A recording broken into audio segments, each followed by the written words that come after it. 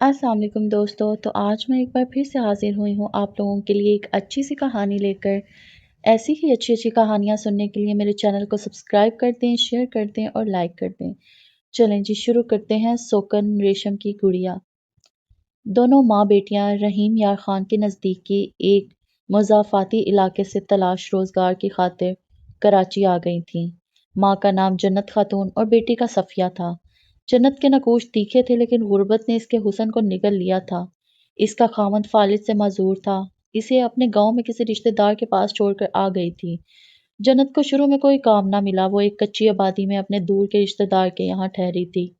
जल्द ही करीबी चंद कोठियों में इसे बर्तन धोने और झाड़ू पोंछे का काम मिल गया।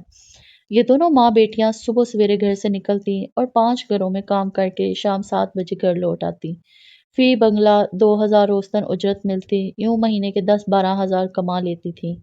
एक कमरे का किराया 2,000 और 500 बिजली के बिल में अदा करने के बाद माहाना 8,000 रुपये बाकी रह जाते थे। जन्नत बाकायदगी से अपने शोहर को गांव 4,000 भिजवा देती।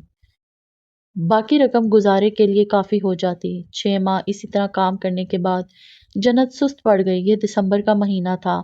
एक रोज़ इसने हमारा दर खटखटाया। मैं लॉन में कुर्सी डाले धूप सेक रही थी। इन दिनों मुलाजमा काम छोड़कर चली गई थी और काम वाली मासी की मुझे अशद ज़रूरत थी।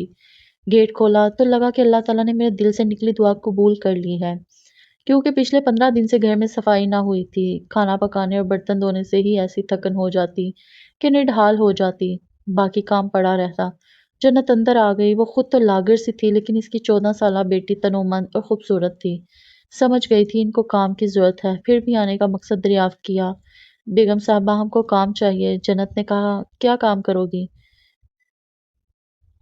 झाड़ू पोंछा, बर्तन, कपड़े धुलाई, खाना बनाना, जो काम आप बताएंगी कर देंगे। तुम तो लागर सी लगती हो। काम कैसे करोगी? क्या बीमार हो? नहीं बेगम साहबा, बीमार तो नहीं हूँ। काम की ज्यादती ने ये हाल कर दिया है। जब गांव से आई थी तगड़ी और सेहतमंद थी। कितने घरों का काम पकड़ लिया है तुमने? 5 घरों का। अब छठे घर का करोगी? मैंने बेयकीनी से कहा, वो भी इस हालत में।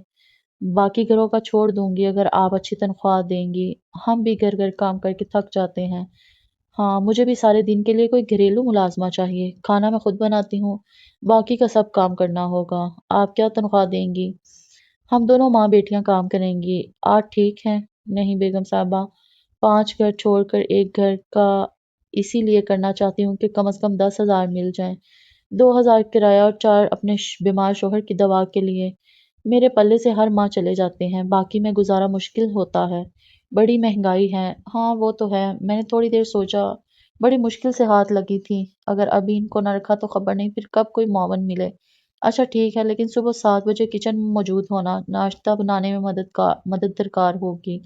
साहब सवेरे काम पर जाते हैं, इनको ठीक 7:30 बजे नाश्ता चाहिए। ठीक है बीबी। शाम को कब तक रहोगी?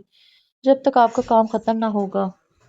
जब छुट्टी मिलेगी तब जाएंगे। मैंने जन्नत और इसकी बेटी को रख लिया। एक माह में इन दोनों ने साबित कर दिया कि वो बेहतरीन मुआवन खिदमतगार हैं। जो काम बताती खुश उसलूबी से करती। मेरे बंगले का सर्वेंट क्वार्टर खाली पड़ा था।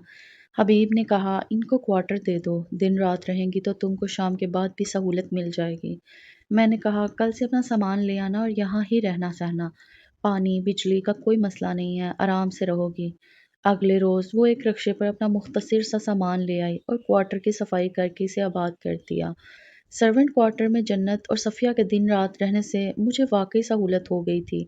जन्नत तो शाम को क्वार्टर में जा घुसती, सो जाती। सफ़िया को जब आवाज़ देती वो दौड़ी आती। दोनों नाश्ता और खाना हमारे घर से खाती थी। इस तरह अच्छा खाना मिलता, इनकी बचत हो जाती। दवा दारू कभी खुद लेती, कभी मैं ले देती। जन्नत मेरे पास खुश थी। मैं इसके आ जाने से पुरसकून थी। ख़ास तौर पर सफ़िया बहुत अच्छी लड़की थी। इसने इतनी सहूलत दी कि अब मैं बगैर हाथ पैर हिलाए अपने बेडरूम में लेटी टीवी देखती रहती। वो पानी भी हाथ में ला देती। वक्त गुजरने के साथ साथ सफ़िया निखरने लगी। खूबसूरत तो थी, अच्छा खाने से और ज़्यादा रंग रूप निकाल लिया।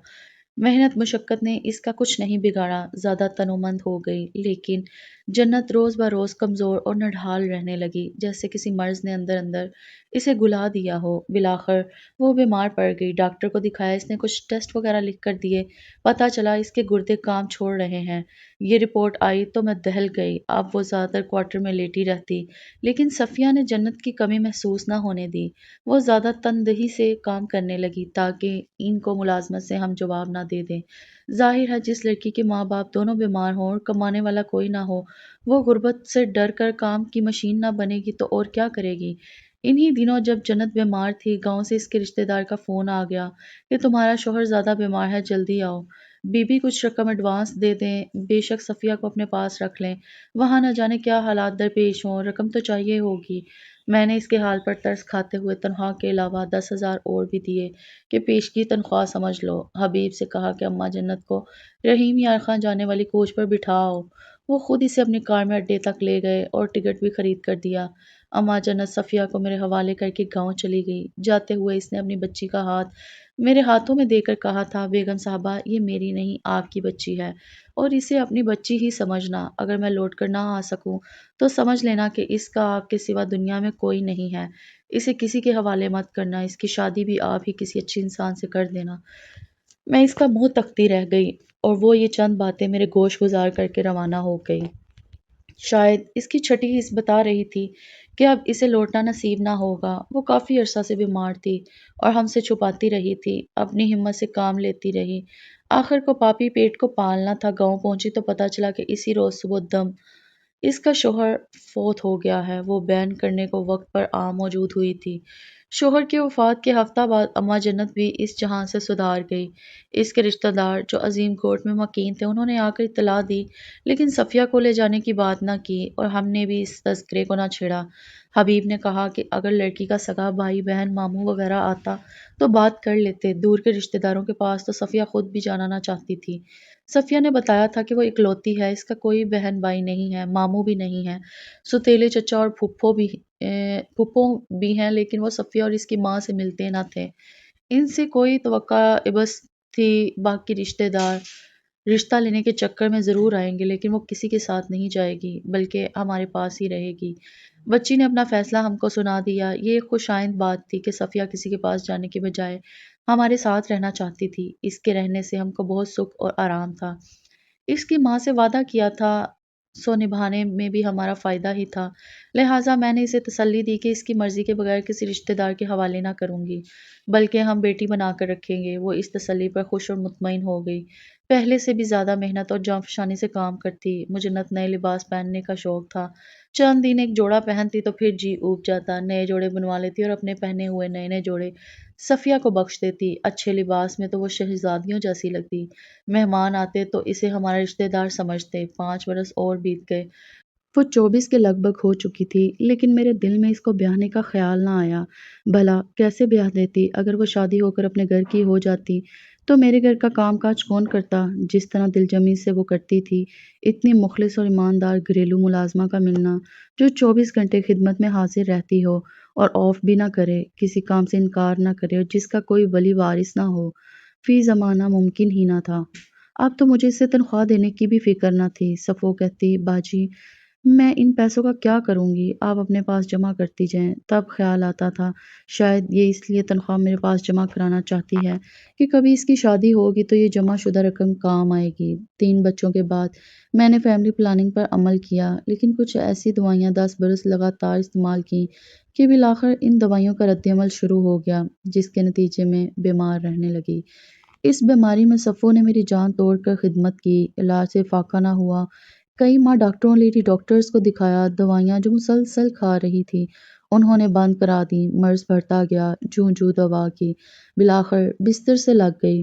بیٹی معروف اب 15 برس کی تھی، اس سے چھوٹی 13 کی اور جواد 9 سال کا ہو گیا تھا جب ڈاکٹر نے بتایا کہ آپ کو کینسر کا خطرہ ہے، بہتر ہے کہ جسم کے اندرونی اس حصے کو نکلوا دیں جس میں کینسر کا اندیشہ ہے، آپ ٹھیک ہو جائیں گی۔ میں ڈر رہی تھی، آپریشن نہ کرانا چاہتی تھی۔ حبیب نے یہی مشورہ دیا کہ ہمارے ماشاءاللہ 3 بچے ہیں، اولاد کی خواہش تو نہیں ہے، جو آپریشن ڈاکٹر کہتے ہیں کرا لینا چاہیے، وقت پر علاج ہو جائے تو بڑے اور ناقابل علاج مرض سے بچا جا سکتا ہے۔ حبیب کے کہنے پر آپریشن کے لیے تیار ہو گئی۔ وہ دن آ گیا جب آپریشن تھا۔ بچوں کو صفیہ کے پاس چھوڑ کر ہم لاہور چلے گئے۔ آپریشن ہو گیا، رپورٹ صحیح آئی تھیں، کوئی کینسر وغیرہ نہ تھا۔ 15 دن اسپتال میں رہ کر گھر آ گئے، رفتہ رفتہ میں صحت یاب ہو گئی۔ 2 سال بالکل ٹھیک ٹھاک رہی، اچانک ایک روز طبیعت بگڑ گئی، فوراً اسپتال لے گئے۔ جریان خون سے بہت کمزور اور زرد پڑ گئی تھی، ڈاکٹرز کی کوشش سے عارضی طور پر افاقہ ہوا۔ 15 روز بعد پھر سے بیمار ہو گئی، وہی کیفیت، دوبارہ اسپتال لے گئے، بتایا کہ کینسر ہے، بمشکل 2 ماہ جی پائیں گی۔ پہلے تو حبیب نے مجھے نہ بتایا، لیکن ایک روز فون پر ڈاکٹر سے بات کر رہے تھے کہ اپنی بیماری کے بارے میں سن لیا، دل تھام کر رہ گئی۔ سوچا زندگی موت تو اللہ کے ہاتھ میں ہے، لیکن میرے بعد میرے بچوں کا کیا ہوگا اور حبیب کیا کریں گے؟ کیا خبر یہ دوسری شادی کر لیں، بچے سوتیلی ماں کے ہاتھوں میں چلے جائیں۔ خدا جانے سوتیلی ماں ان سے کیا سلوک کرے، سوچ سوچ کر پریشان رہنے لگی۔ اپنے سے زیادہ بچوں کی فکر کھائے جاتی تھی۔ صفیہ تنہائی میں تسلی دیتی، باجی حوصلہ رکھیں، ایسا کچھ نہ ہوگا، یہ آپ کا وہم ہے۔ لیکن میں کیسے اس کی طفل تسلیوں سے بہل جاتی؟ حقیقت تو حقیقت ہوتی ہے، جو روز روشن کی طرح عیاں تھی۔ صفیہ میری خدمت میں گھلی جاتی تھی، وہ دبلی ہو کر آدھی رہ گئی۔ اس سے میرا غم کھائے جاتا تھا۔ ایک دن جب کہ بچے سو گئے، دوا کھلانے کے بعد وہ پلنگ پر بیٹھ گئی اور میری ٹانگیں دبانے لگی۔ صفیہ، میں نے کہا، زندگی کا کوئی بھروسہ نہیں، میری زندگی تو پھر ایک بجھتا چراغ ہے۔ ایک بات کہوں، برا تو نہ مانو گی؟ کہیے باجی، میں ہرگز برا نہ مانوں گی۔ سنو، میری حیات کے دن گنے جا چکے ہیں، چاہتی ہوں کہ اپنی زندگی میں صاحب سے تمہارا نکاح کرا دوں۔ کیا تم میری خاطر یہ قربانی دے سکتی ہو؟ آپ کی خاطر جان بھی دے سکتی ہوں باجی، لیکن حبیب صاحب سے نکاح، وہ میرے بڑے بھائی ہیں، ہمیشہ ان کو اسی نظر سے دیکھا ہے، ایسا سوچ بھی نہیں سکتی۔ صفیہ، سمجھنے کی کوشش کرو، دیکھو میں تو بستر مرگ پر ہوں اور تمہاری شادی کی عمر نکل رہی ہے، وقت پر تم کو دلہن نہ بنایا، تم پر بڑا ظلم کیا ہے اور اب اپنے اس ظلم کا کفارہ بھی ادا کرنا چاہتی ہوں۔ صاحب تم سے عمر میں کچھ بڑے سہی، لیکن بوڑھے نہیں ہیں، ان کو بھی بیوی کی ضرورت ہوگی اور تم بھی اس گھر میں سکون سے رہو گی، میرے بعد بچوں کو ماں کا پیار دو گی۔ مجھے تم پر بھروسہ ہے، میں اس عمر کے لیے اپنے صاحب کو منا لوں گی، بس تم راضی ہو جاؤ۔ کافی لیت و لیل کے بعد اس نے بالآخر میری مرضی کے آگے سر جھکا دیا، شاید یہ سوچ کر کہ میرے بعد اس کا بھی تو کوئی ٹھکانہ نہ تھا، کیا پتا آئندہ حالات میں اسے در بدر ہونا پڑ جائے۔ حبیب کو میں نے منا لیا اور صفیہ کا نکاح ان سے کرا دیا۔ بچے بھی اس عمر پر ناخوش نہ تھے، صفیہ سوکن بن گئی، اسے سوکن بنا کر مجھے ملال نہ ہوا، ایک طرح سے خوشی ہوئی۔ وہ اب بھی ویسے ہی میری تابع دار تھی اور حبیب میرا اس قدر خیال کرتے تھے کہ میرے سامنے اس کے ساتھ کلام کرنے سے بھی احتراز کرتے تھے۔ گھر اور امور خانہ جیسے چل رہے تھے ویسے ہی چلتے رہے۔ حبیب کو بیرون ملک جانے کا موقع مل گیا تو مجھے بھی ساتھ لے گئے۔ امریکہ میں علاج کرایا، خدا کے فضل سے اصل مرض کا پتہ چل گیا، مجھے کینسر نہیں تھا، میں صحت یاب ہو گئی۔ گھر لوٹی تو خوشیاں دامن میں بھر کر بچوں کو خوب گلے لگا کر روئی اور ہنسی بھی کہ خدا نے مجھے نئی زندگی دے دی تھی۔ صفیہ بھی خوش تھی، لیکن وہ کبھی کبھی بجھی بجھی لگتی، کیونکہ حبیب نے نکاح ضرور کیا تھا، لیکن وہ سوتے میرے ہی بیڈ روم میں تھے۔ صفیہ کے بیڈ روم میں بس بدستور میرے بچے اس کے ساتھ ہوتے تھے۔ صفیہ آج بھی میرے ساتھ ہے، میری سوکن ہے، لیکن ہم بہنوں کی طرح رہتی ہیں۔ میں نے اسے اور اپنے شوہر کو ان کے جائز حقوق بھی دے دیے ہیں، اللہ تعالیٰ کے خوف اور خوشنودی کی خاطر، لیکن جس دن میری سوکن کی باری میرے شریک زندگی کے ہمراہ رہنے کی ہوتی ہے، میں بہت اداس ہو جاتی ہوں اور چپ چپ کر آنسو بہاتی ہوں۔ سچ ہے کہ سوکن ریشم کی گڑیا بھی ہو تو گراں ہوتی ہے۔ تو دوستو، کیسی لگی یہ کہانی؟ کمنٹ سیکشن میں ضرور بتایا کریں۔ ایسی ہی اچھی اچھی کہانیاں سننے کے لیے میرے چینل کو سبسکرائب کرتے ہیں، شیئر کرتے ہیں اور لائک کرتے ہیں۔